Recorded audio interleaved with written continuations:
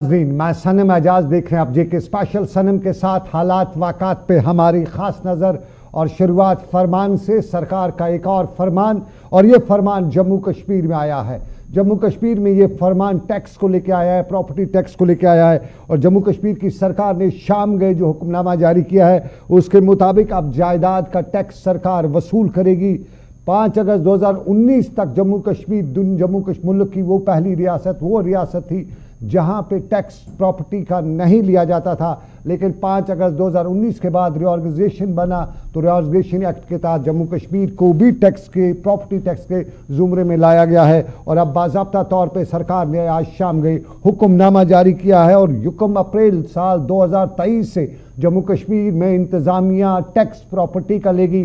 5% residential properties पे tax लगेगा, 6% commercial properties पे टैक्स लगेगा। इसके खद खाल जो है वो सरकार ने बयान भी किए हैं और उन्हीं खद खाल के पस मंज़र में सियासत अब गर्म होना शुरू हुई है, क्योंकि काफ़ी वक्त से टैक्स की बातें की जा रही थी। प्रॉपर्टी टैक्स की बातें करते हुए कश्मीर से लेकर जम्मू तक सियासी हलकों में यलगार मची हुई थी और सियासी हलके बता रहे थे कि टैक्स तो देने वाले हम हैं नहीं। और जम्मू म्यूनसिपल कॉरपोरेशन से लेकर कश्मीर में भी श्रीनगर म्यूनसिपल कॉरपोरेशन और दूसरी जो म्यूनसिपलिटीज़ है उन्होंने बाज़ाब्ता तौर पे बताया था कि हम टैक्स नहीं देंगे। लेकिन क्या अब ये टैक्स लिया जाएगा, ये जानना सबसे अहम है, ज़रूरी है। और ये ज़रूरी है तो हम सीधा श्रीनगर का रुख भी करेंगे।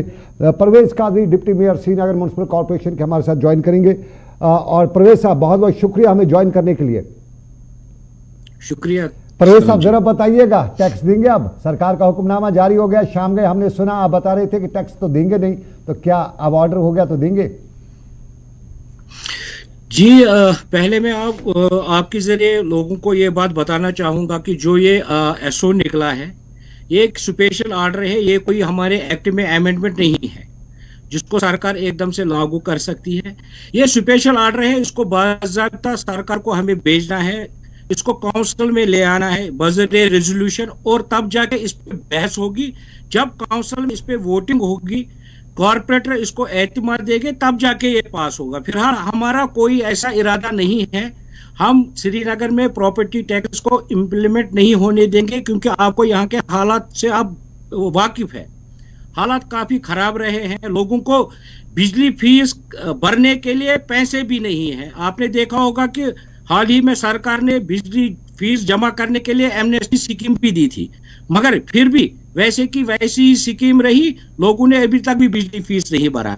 ऐसे में एक और मुसीबत कैसे डाल सकते हैं हम अपने शहरियों पे? एकदम से सरकार का हुक्मनामा मान के हम यहाँ पे प्रॉपर्टी टैक्स को इम्प्लीमेंट करेंगे, ऐसा नहीं होगा। जब ये रेजोल्यूशन आएगी हमारे पास, कमिश्नर को बाज़ाब्ता इस एसओ के तहत एक रेजोल्यूशन बनानी है, हमारे काउंसिल में लानी है, तब जाके इसमें बहस होगा।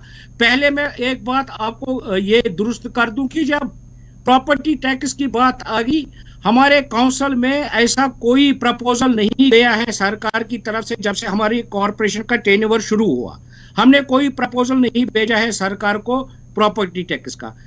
अब सरकार ने खुद बनाया है, क्या बनाया है हमें उसके बारे में भी कुछ पता नहीं है। सेम सिचुएशन जम्मू में भी है, उन्होंने भी कोई प्रपोजल नहीं भेजा है सरकार को। और वहां भी जो कॉर्पोरेट नहीं करेगी, हालांकि मेरी अभी जम्मू के डिप्टी मेयर से बात हो गई, उनने कहा कि हम जब भी ये नोटिफिकेशन हमारे पास आएगी, जब इस पे रेजोल्यूशन आएगी, हम एकदम से इसको मुस्तरद करेंगे। वैसा भी यहाँ ही होने वाला है। अगर कमिश्नर एसएमसी इसको काउंसिल में लाते हैं तो ये हम कॉर्पोरेशन में कतई, जब तक हम यहाँ पे है तब तक हम प्रॉपर्टी टैक्स को इम्प्लीमेंट नहीं होने। परवेज साहब, काउंसिल में बहुत से मेंबरान है, बाज़ाब्ता तौर पर अगर ये काउंसिल में आ जाती है तो क्या परवेज कादरी जो है एक मुखालफत करेगा, 10 मुखालफत करें? हो सकता है अगर ये पास हो जाए तब? जी, हमारे पास अक्सरियत है, मैं ऐसे बात नहीं करूंगा। वैसे इस नोटिफिकेशन को, इस रेजोल्यूशन को कोई कॉर्पोरेशन में सपोर्ट नहीं करेगा, चाहे वो मेयर हो, डिप्टी मेयर हो, हमारे चेयरमैन है स्टैंडिंग कमेटी, या कोई भी कॉर्पोरेटर हो, इसको कोई सपोर्ट नहीं करेगा, क्योंकि हमने ये प्रपोजल सरकार को भेजा ही नहीं है। अब सरकार जबरदस्ती लोगों पे टैक्स थोपना चाहती है, हम इसके खिलाफ है। या तो प्रॉपर्टी पूरी तरीके से, प्रॉपर तरीके से ये हमें दिखाना चाहिए था प्रपोजल क्या है, ताकि हम इसमें जो स्टेक होल्डर्स है उनसे बात करते। ऐसे लोगों के मसले हैं, ये एक गलत इक़दाम है गवर्नमेंट की तरफ से, ये जो वो हमें थोप रहे हैं ऊपर से ये प्रॉपर्टी। कोई कंसल्टेशन हुई है Srinagar municipal corporation, Jammu municipal corporation या दूसरे कॉर्पोरेटर से कहीं पे कोई कंसल्टेशन सरकार की हुई है इस ऑर्डर को इम्प्लीमेंट या पब्लिक डोमेन पे लाने से पहले? क्योंकि काफ़ी वक्त से ये अफवाहें बाजार में चल रही थी, बताया जा रहा था सरकार प्रॉपर्टी टैक्स लगा रही है, और आपने भी पिछली बार मेरे साथ जब बात की थी तो बताया था कि ऐसा हम होने नहीं देंगे अगर ऐसा लगता है। जी, आज भी हम बता रहे हैं कि हम ऐसा होने नहीं देंगे। हमारी काउंसिल में जो मेंबरान हैं, हमने उनसे भी बात की। जब हमने सोशल मीडिया पे ये वायरल होते हुए देखा, हमने कहीं जो स्टेक होल्डर्स हैं उनसे भी बात की, वो भी इस पे काफी गमज़दा थे कि ऐसा ऑर्डर सरकार ने निकाला है। मैं आपको कह दूं कि ये कोई ऐसा ऑर्डर नहीं है, लोगों को घबराने की जरूरत नहीं है। ये एक सरकार की तरफ से स्पेशल ऑर्डर है, ये कोई एक्ट में अमेंडमेंट नहीं हुई है कि हमें माननी ही माननी है। यहाँ पे सरकार ही नहीं है तो अमेंडमेंट किस बात की करेंगे? अगर ये एसओ जारी होता मिनिस्ट्री ऑफ होम अफेयर से, फिर इस पे बहस होती, फिर देखते। मगर फिर भी मैं आपको ये कह दूं कि जो म्युनिसिपल कॉर्पोरेशन एक्ट है उसमें ये वजाहतन लिखा है कि जब भी सरकार कोई ऑर्डर निकालेगी तब जाके इस पे रेजोल्यूशन आएगी काउंसिल में। जब काउंसिल इस चीज को अडॉप्ट करेगी तभी ये चीजें। चलिए आपने बड़ी खबर अच्छी बता दी। फिलहाल ये आपके हवाले से जो खबरें निकल के आई हैं ठंडे बस्ते में पड़ने वाले हैं। परवेज कादरी साहब, बहुत बहुत शुक्रिया पूरी तफसीलात हमारे साथ शेयर करने के लिए, आपकी बहुत मेहरबानी। इस वक्त रात 9:30 बजे आपने जो हमारे साथ तफसीलात शेयर की, ये बड़ी बात है। और इस हवाले से आपने जिस तरह बताया कि सबसे पहले आपको घबराना नहीं है, तो घबराने वाली बात हो ही गई थी। टैक्स लगने वाला था, प्रॉपर्टी टैक्स जो है 5% रेजिडेंशियल पे, यानी आपका घर वगैरह उस पर 5%, और आपकी दुकान है, आपका कोई कारोबारी इदारा है तो उस पर 6%। ये उन टैक्स से अलावा होगा जो म्यूनिसिपैलिटी लेती है, जैसे आपका सफाई टैक्स होता है, आपका एंट्री टैक्स होता है या दूसरे टैक्स। ये नया प्रॉपर्टी टैक्स लगने वाला था, इसके लिए लग गया है, सरकार का हुक्मनामा आ चुका है। लेकिन श्रीनगर म्युनिसिपल कॉर्पोरेशन बता रही है कि जो डिप्टी मेयर है श्रीनगर म्युनिसिपल कॉर्पोरेशन के परवेज कादरी इस लाइव नशरियात में मेरे साथ मौजूद थे, उन्होंने बताया नहीं लगेगा। हम टैक्स की बात करेंगे, टैक्स के हवाले से एक और खबर भी है, लेकिन उससे पहले आपको अच्छी खबर बताते चलिए। दिल्ली से खबर है, जम्मू कश्मीर के रिलेटेड खबर है, और सुबह से ये बाज़गश्त चल रही थी जम्मू कश्मीर के रिलेटेड। दिल्ली में आज होम मिनिस्ट्री में कालासती मीटिंग भी हुई, और ये इस महीने में तीसरी मीटिंग है। इस मीटिंग के दौरान जम्मू कश्मीर की मुख्तलिफ खदोखाल पर तबादला ख्याल भी किया गया, और साफ जाहिर है ये मीटिंग ठीक उस वक्त में काफ़ी अहम मानी जाती है जब जम्मू कश्मीर में एक बाज़गश्त ये भी है कि इंतखाबात हो सकते हैं। और दूसरे हवाले से ये भी बताया जा रहा है कि अगले मार्च के महीने में वज़ीर आज़म जम्मू कश्मीर का दौरा करें, और फिर डिलिमिटेशन माफ़ कीजिएगा डिमॉलिशिंग के साथ साथ सरकार का एक और हुक्मनामा जिसमें बताया जाता है कि कश्मीरी पंडितों के जो कश्मीर में प्रॉपर्टीज़ है उस हवाले से दिल्ली सीरियस नोट लेते हुए नज़र आ रही है, और साथ साथ में कश्मीरी पंडितों की वापस जम्मू कश्मीर के अपने अपने आबाई इलाकों में जो रिहेबिलिटेशन का सरकार का कदम है उस हवाले से काफ़ी सीरियस है। तो दिल्ली में आज शाम गई ये मीटिंग मुनक्कद हुई, और ज़रा यही कहते हैं कि मीटिंग में सिक्योरिटी सिनेरियो, फौजी इनखला, और उसके साथ साथ कश्मीरी पंडितों की वापसी और उनकी प्रॉपर्टी, और उसके साथ साथ फिलहाल बताया गया कि डोजर जो वक्त चल रहा है उस पर ठंडा हाथ रखते हुए सबसे पहले जो हौच पौच है वो ख़त्म करना है और समझना है, ग्राउंड सिचुएशन असेस करनी है, और फिर सभी कागजात देखने के बाद उन लोगों के खिलाफ कार्रवाई करनी है जो बड़े सरकार के बकौल मगरमच्छ बने हुए हैं। तो ये एक पहलू तस्वीर का, लेकिन हम दूसरे पहलू पे चलेंगे, और ये है इनकम टैक्स के हवाले से। आज इनकम टैक्स के हवाले से भी रेड हुई, लेकिन उसके साथ साथ उससे पहले नार्को टैक्स के मामला को लेके आज रेड्स का सिलसिला देखने को मिला, और कश्मीर के अनंतनाग से लेके करीबन 6 जगहों पे आज नार्को टैक्स को लेके छापेमारी हुई। टेरर फंडिंग कहीं या हवाला लेन देन कहीं, या इन सभी मामला पर लगभग 5 जगहों पे कश्मीर से लेकर शुमाली कश्मीर से लेकर जनूबी कश्मीर में हुई। और इस दौरान एक खबर रसा इदारे API खबर रसा इदारे के मुताबिक एक शख्स को गिरफ्तार भी किया गया है, और NSI की जानिब से ये जो छापामारी है ये सोपोर, बडगाम, अवंतीपोरा और अनंतनाग में छापेमारी की गई। अकड़, अच्छबल, अनंतनाग में भी ये छापेमारी सुबह के वक्त देखने को मिली, और यहाँ से कुछ दस्तावेज़ात हैं वो पुलिस ने SI ने ज़ब्त किए हैं। नसरुल्लापुरा, बडगाम में छापेमारी भी हुई, और सोपोर के नूरबाग के इलाके में भी छापेमारी हुई, जहां ICICI बैंक के एक मुलाजिम के घर पर भी छापा मारा गया। बताया जाता है कि कुछ पासबुक्स, कुछ सेल फोन और कुछ डिजिटल जो दस्तावेज़ात थे वो ज़ब्त की गई है। ये छापेमारी जो है ये कहा जाता है, कुछ हल्के ये भी बता रहे कि नार्को टैक्स के रिलेटेड, यानी जो मंशियात है, मंशियात मुखालिफ जो सरकार की मुहिम है उसके रिलेटेड ये था। ये अनंतनाग से लेकर सोपोर तक रेड थी। लेकिन आपको बताएं IT raid, income tax raids भी आज चलती रही और मुल्क भर में 64 जगहों पर आज छापेमारी हुई। और छापेमारी के दौरान मुल्क भर में जम्मू के बड़ी ब्रह्मनगर में भी छापेमारी हुई।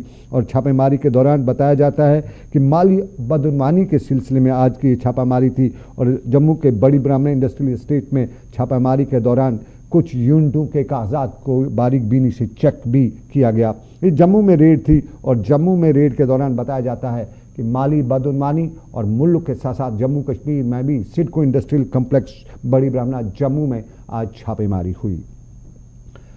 और ज़रा छापेमारी के बाद अब दूसरा पड़ाव है और ये कुदरत की आफत है, कुदरत का तूफ़ान रिजन गांदरबल में परसों जो तूफ़ान आया था और उसके बाद बड़ी तादाद में इमला का नुकसान हुआ था, उसी का जायज़ा लेने के लिए आज मुतलका मेंबर पार्लियामेंट और नेशनल कॉन्फ्रेंस के लीडर डॉक्टर फारूक अब्दुल्ला इलाके में पहुंचे हुए थे। तफसीलात उन्होंने हासिल की, इलाके में लोगों की उन्होंने हिम्मत भी बढ़ाई और इसके साथ साथ ये भी बताया कि कुदरत का ये कहर है, लेकिन इस कुदरत के कहर में जहाँ कुछ गलतियाँ सरकार से हुई हैं उनके हवाले से भी वो इकदाम उठाएंगे और सरकार को इस हवाले से कटघरे में खड़ा करेंगे। फारूक अब्दुल्ला ने यहाँ मुकामी लोगों से बात भी की और उस दौरान उन्होंने मुकामी मामलात को भी समझने और समझाने की कोशिश भी की। कुदरत की आफत से लड़ा नहीं जा सकता है, हाँ अगर कुदरती आफत आती है तो एहतियात करते हुए उसका बचाव किया जा सकता है, नुकसानात कम किए जा सकते हैं। फारूक अब्दुल्ला बता रहे थे। जाऊंगा, इन लोगों को जबरदस्त नुकसान हुआ। शुक्र है जान का नुकसान नहीं हुआ क्योंकि ये सुबह 7 बजे आया, जान मगर सब कुछ बाकी लुट गया है। इनके पास कुछ नहीं रहा और मवेशी तक नहीं रहे। इसलिए बहुत जरूरी है कि हमें फौरन इनकी इमदाद करनी चाहिए।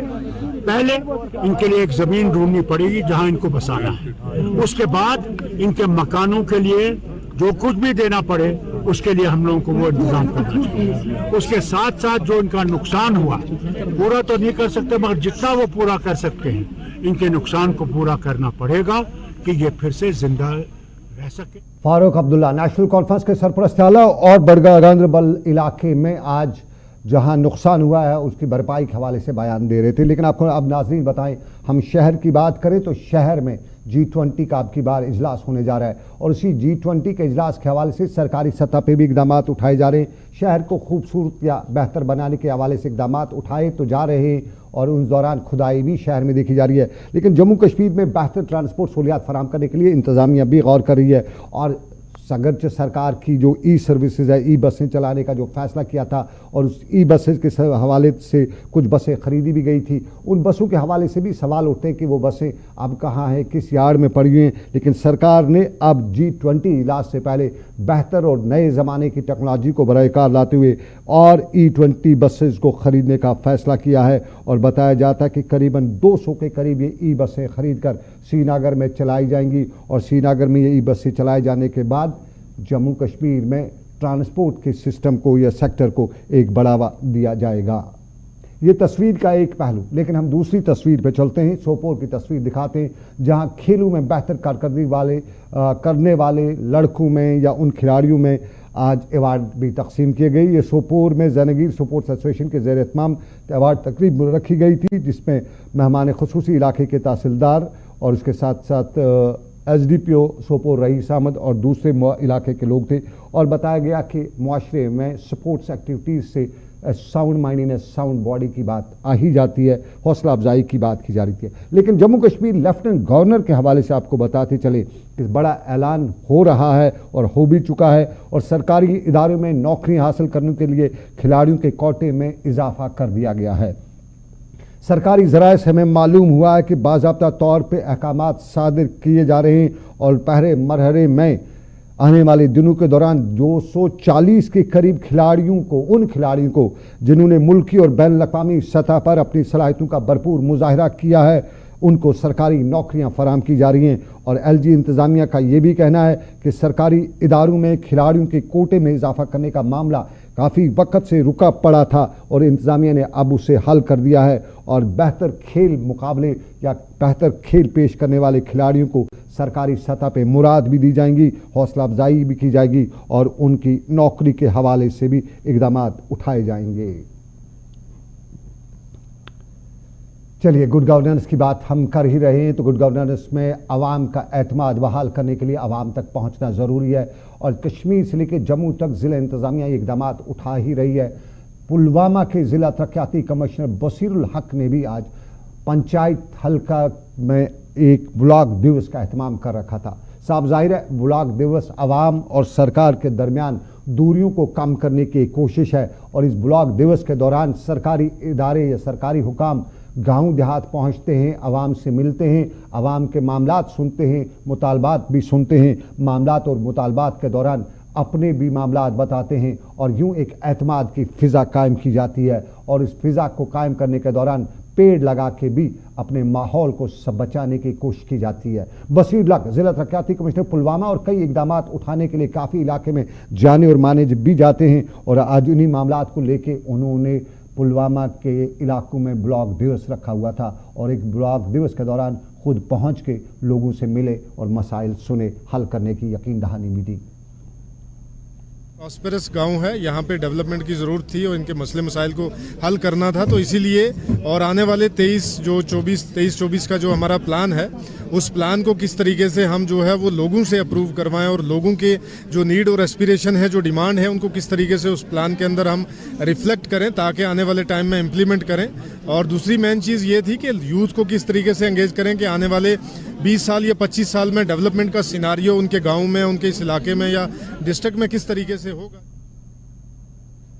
ये पुलवामा दूर दराज इलाकों की बात। सिर्फ कुपवाड़ा का रुख भी करते हैं। तालीमी कॉन्फ्रेंस कुपवाड़ा में भी मुलाकात हुई। यूँ तो तालीमी कॉन्फ्रेंस के दौरान आवाम के बच्चों को बेहतर तालीमी निज़ाम फराहम करने के हवाले से इक़दाम उठाने पर गौर खौज किया जाता है और कुपवाड़ा जैसे दूर दराज के इलाके में भी बच्चों को बेहतर तालीमी सहूलियात फराहम करना सरकार की अवलीन तरजीहात में होनी चाहिए। और कुपवाड़ा में भी आज इस कॉन्फ्रेंस के दौरान इस माहिर तालीम या असातिज़ा ने यह भी बताया कि हमारा मुआशरा जो है, हमारी कौम जो है, इसको बेहतर तालीमी निज़ाम फराहम करने की ज़रूरत है। बताते चलें आज मादरी ज़ुबान का दिन भी था और मादरी ज़ुबान के दिन के हवाले से कुपवाड़ा में मुनक़्क़द की गई आज की इस तकरीब के दौरान मादरी ज़ुबान को फ़रोग़ देने के हवाले से भी इक़दाम उठाने पर ज़ोर दिया गया।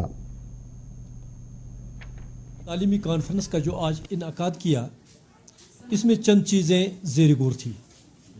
मदर टंग, उसका डे जो मनाया जा रहा था उस पर भी बातचीत हुई, बल्कि बच्चों को भी आगाह किया गया कि अगर ज़िंदा रहना है तो अपनी मदर टंग, अपनी मादरी ज़बान को ज़िंदा रखने के लिए आपने अपना सहयोग देना है। इसके अलावा हमारा समाज जो है वो आज दीमक की तरह। चलिए आपको एक अलमी असर रोशनास कराते चलूँगा। आज की तारीख 21 फरवरी और आज के दिन पे दुनिया भर में मादरी ज़ुबान का आलमी दिन मनाया जाता है। तारीख़ में बताया जाता है कि पाकिस्तान, तब के पाकिस्तान यानी बांग्लादेश से शुरू हुई ये तहरीक फिर बैनुल-अक़वामी लेवल तक भी पहुंची और बैनुल-अक़वामी सतह पे मुकाम हासिल करने के बाद दुनिया भर में आज के दिन को मादरी ज़ुबान के दिन के तौर पे बनाया जाता है। अदब के से वाबस्ता अशख़ास इस हवाले से बयान देते हैं। माजी में कभी कभी जम्मू कश्मीर में, माजी में कभी कभी नहीं बल्कि अक्सर माजी में हम देखते थे आज के दिन पे बड़ी तकारीब का एहतमाम भी किया जाता था और आज अदब से वाबस्ता जो अफराद थे वो ये अहद करते थे कि मादरी ज़ुबान को ऊंचाई तक ले जाना और उससे फ़रोग़ देने के बारे में हर मुमकिन कोशिश की जाएगी। लेकिन दुनिया की सभी क़ौतें ये मानती हैं कि अपनी मादरी ज़ुबान को मजबूत मुस्तहकम बनाने से, फ़रोग़ देने से और ऊंचाई तक ले जाने से एक मुनज़्ज़म मुआशरे की तश्कील हो पाती है। लेकिन जम्मू कश्मीर में आलमी ज़ुबान, अपनी मादरी ज़ुबान का जो आलमी दिन मनाया गया, सरकारी सतह पे हमने कोई ऐसी बड़ी तकरीब नहीं देखी, कोई सेमिनार नहीं देखा जिससे हम कहते कि सरकारी सतह पे मादरी ज़ुबान के तय कहीं न कहीं कुछ अच्छाई देखने को मिल रही है। कुछ तंजीमों या कुछ अदब से वाबस्ता अशख़ास की जानिब से कुछ बयानात तो आए हैं, लेकिन ओवरऑल में आज देखा गया कि मादरी ज़ुबान के तय कोई ऐसा सरकारी प्रोग्राम, दानिश्वरों का प्रोग्राम नहीं था जिस पे मादरी ज़ुबान की इफादियत बयान की जा सकती। दौर जदीद है और दौर जदीद में मादरी ज़ुबान को इफादियत होनी चाहिए थी, लेकिन मादरी दुनिया में मादरी ज़ुबान की इफादियत और फोकियत को पीछे समझ छोड़ा गया। और आज की तारीख़ में ख़ास तौर पे कश्मीर वादी में कश्मीरी ज़ुबान के बजाय लोग ज़्यादातर उर्दू, अंग्रेज़ी और हिंदी ज़ुबानों को तरजीह देते हैं। ज़ुबान सीखना कोई गुनाह नहीं है और ज़ुबानों को सीखना इंसानों के लिए तरक्की की राहों पर गामज़न होने के बराबर है। ताहम अपनी मादरी ज़ुबान को भूल जाना और इस ज़ुबान में बात करने से हिचकिचाना और इस ज़ुबान को वो दर्जा न देना जिसके लिए मुस्तहक है, इससे बड़ी गद्दारी अपनी ज़ुबान से और क्या हो सकती है। मादरी ज़ुबान कौम की पहचान है। कुछ लोगों ने आज इस हवाले से अपने बयानात दिए, वो हम आपको सुनाते हैं। वो अलग बात है कि कोई बड़ी तकलीफ हमारी नज़रों से नहीं गुजरी।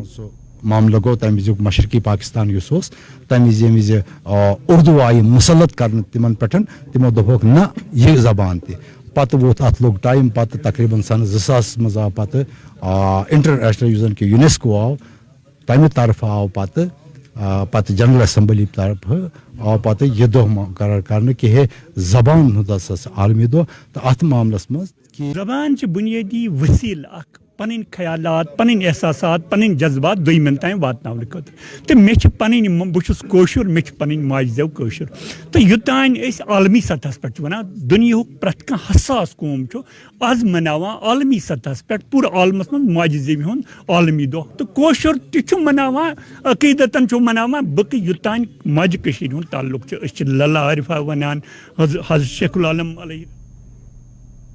चलो ये साढ़े मेहमान अस्ते मेहमान सी हिंदी मादरी ज़ुबान कश्मीरी, मड़ी मादरी ज़ुबान पहाड़ी, लेकिन प्रोग्राम हो रहे हैं उर्दू में।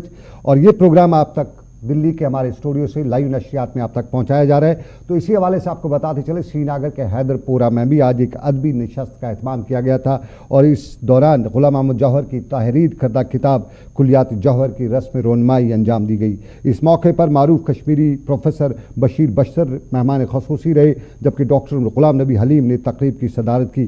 प्रोफेसर बशर ने भी आज के इस मौके पर ज़ुबान को फ़रोग़ देने के हवाले से अपने ख़यालात का इज़हार किया और तकरीब में अदब से वाबस्ता दूसरे लोग भी मौजूद थे। हमारे साथी सलीम अहमद भी आज की इस तकरीब पर मेहमान खसूसी के बतौर मौजूद रहे और यहाँ उन्होंने जब अपने ख़यालात का इज़हार किया तो ज़ुबान के तय अपने ख़यालात का इज़हार करते हुए उन्होंने बताया कि ज़ुबान है और ज़ुबान मादरी जो है उसकी इफ़ादियत, उसकी अहमियत कोई इनकार नहीं कर सकता है। कुल मिला के ज़ुबान यार मन तुर्की व मन तुर्की नमे दानम, ये फार्मूला बहुत पुराना है। आज की तारीख़ में ज़ुबान की अहमियत है और दुनिया ज़ुबानों से जोड़ देती है।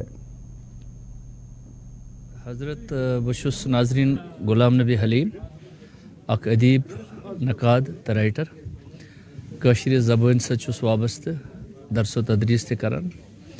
तो आज उस बह ये एज मेहमान जीविकार यथ महफिल मज हैदरपुरिस मज सपदे गुलाम अहमद डार जौहर सबनिस गरस मज।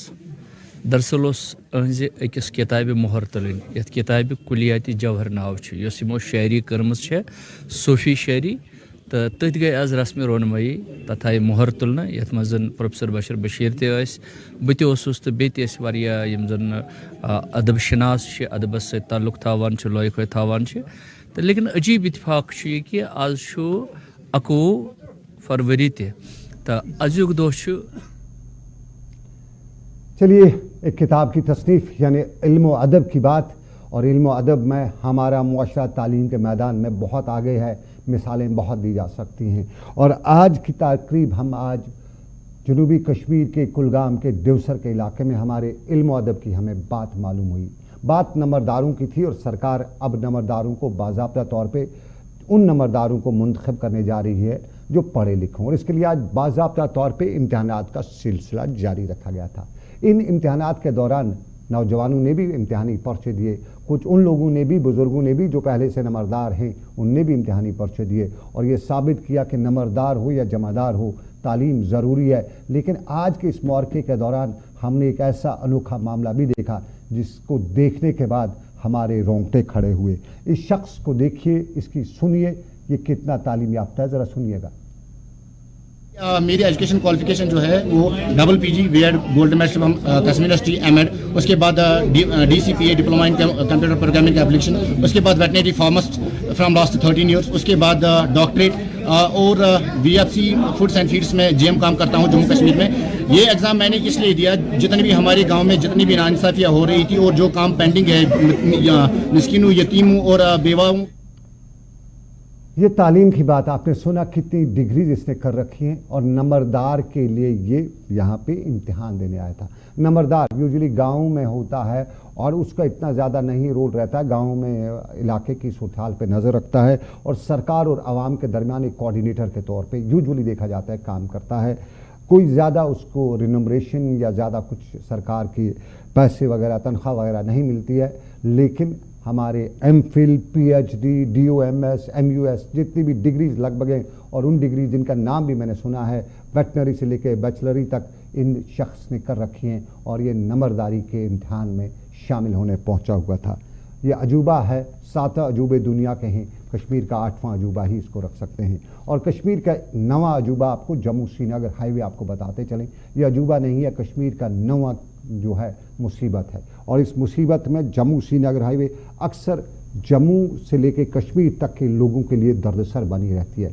पंथाल के हवाले से आप जानते हैं, पंथाल परेशानी का दूसरा नाम है और आज शेर बीवी परेशानी का दूसरा नाम थी। शेर बीवी में आज पस्सियाँ गिर आई और पस्सियों के पहाड़ जो गिरे, जो उन पहाड़ों के बाद शाहरा को पार करना वो तो पॉसिबल ही नहीं था। और हमारे पास खबरें ये भी हैं कि अगले 24 घंटों के लिए फ़िलहाल तो शेर बीबी ने जम्मू श्रीनगर हाईवे को बंद कर दिया है। महकमे ट्रांसपोर्ट आज बाज़ाब्ता तौर पे लाउड स्पीकरों से ऐलान भी करता रहा कि हुकाम ने ट्रांसपोर्ट को बंद कर दिया है। खबरें हमारे पास हैं कि कौमी शाहरा बंद होने की वजह से कश्मीर की कुछ मैयतें भी उन लोगों में इसके साथ दरमांदा हो गई हैं जो हादसों में शिकार होकर उनकी जान चली गई थी, उन्हें कश्मीर ले जाना था, लेकिन यहाँ पे वो दरमांदा हुए और बड़ी तादाद में मुसाफिर जो हैं इस जम्मू श्रीनगर हाईवे पे दरमांदा हुए हैं। और इस जम्मू श्रीनगर हाईवे का दरमांदा हाईवे का इलाज क्या है अभी तक तो नहीं निकल पाया है, लेकिन शाम जैसे सरकारी ज़राए से हमें मालूम हुआ कि पंथाल अब परेशानी नहीं करेगा क्योंकि टनल 15 मार्च को खोल दी जाएगी। यानी कुछ दिन और इंतज़ार और उसके बाद पंथाल जो टनल है वो खुल जाएगी और ये पंथाल के पहाड़ों से मुसीबत मिलेगी, जो है नजात मिलेगी, मुसीबत से नजात मिलेगी। ये अच्छी खबर है। और आपको चनैनी की खबर भी बताते चलें, दरियाई चिनाब पे जो सबसे बड़ा पुल है रेलवे का पुल दुनिया का, वो भी आज से काम उस पर शुरू गए रेलवे ट्रैक बिछाने का। अब बहुत जल्द जम्मू श्रीनगर रेल ट्रैक जो है, रेल लिंक जो है वो भी बहाल हो जाएगा। तो ये मामला जो है अच्छा मामला है, तामीर तरक्की का मामला है। कश्मीर से लेकर कन्याकुमारी तक रेल भी चलेगी। ट्रांसपोर्ट पंथाल की वजह से अब दरमांदगी का शिकार नहीं हुआ, एक राह हमें देखने को मिलेगी। यह है दुनिया का सबसे ऊंचा रेलवे ब्रिज जिसे चनैनी में रियासी डिस्ट्रिक्ट में बनाया गया है और इस पर बाज़ाब्ता तौर पे पटरी बिछाने का काम आज शुरू हो गया है। तो चलिए, ये था हमारा आज का जेके स्पेशल। आज के जेके स्पेशल से बस इतना ही। सनम एजाज मेरा नाम है, मुझे दीजिएगा इजाज़त इस उम्मीद के साथ कि रब्बे कायनात की रही मर्जी आपसे फिर करेंगे मुलाकात जेके स्पेशल में। मेरे साथ रही आज तरन्नुम राजपूत। तो अल्लाह हाफिज़।